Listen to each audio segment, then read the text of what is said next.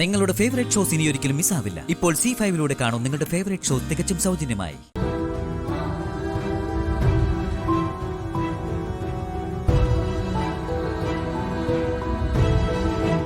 അല്ല, അഞ്ജലി എവിടെ?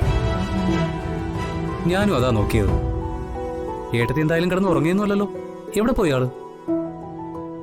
ചോദിച്ചു കേട്ടില്ലേ? അഞ്ജലി ചേച്ചി എവിടെയെന്ന്? ചേച്ചി പോയി. പോയെന്നോ? എങ്ങോട്ട്?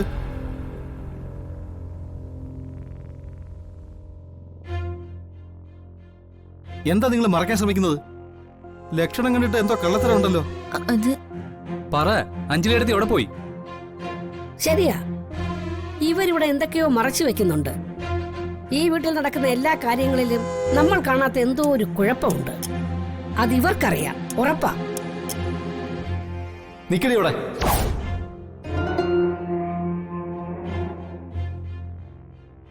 എന്താ കാര്യം പറഞ്ഞു? ഇല്ലെങ്കിലുണ്ടല്ലോ.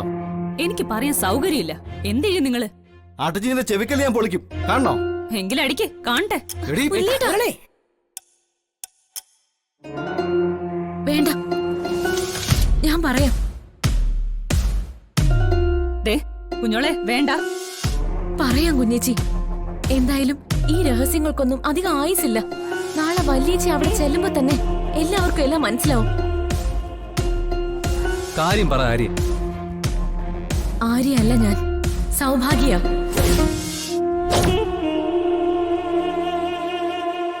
ഇത് ആരതിയല്ല, ദർശനയാ. അഞ്ജലി ചേച്ചിയുടെ യഥാർത്ഥ പേര് രാധയെന്നാ. തൃപ്പങ്ങോട്ടെ വാസുദേവന്റെ മക്കളാണ് ഞങ്ങൾ.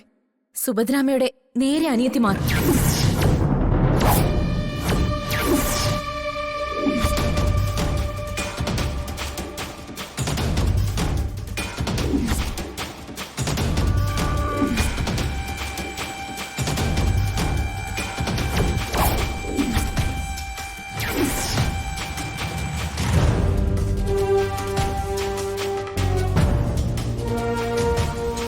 എന്താ ഈ പറയുന്നേ?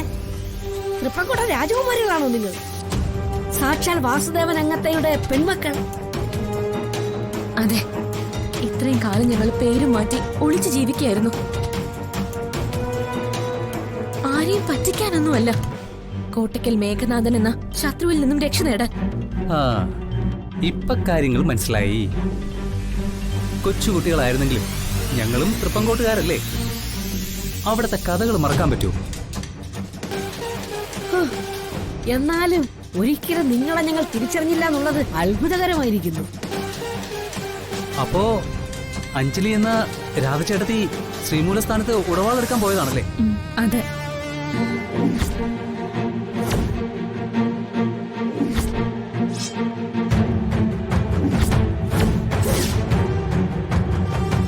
സൂപ്പർ.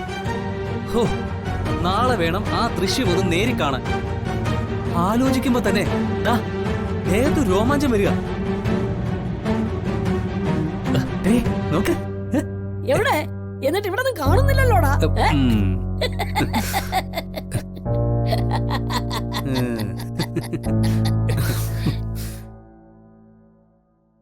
ഡൗൺലോഡ് ചെയ്യൂ C5 ആപ്പ്. കാണൂ എല്ലാ എപ്പിസോഡുകളും സൗജന്യമായി.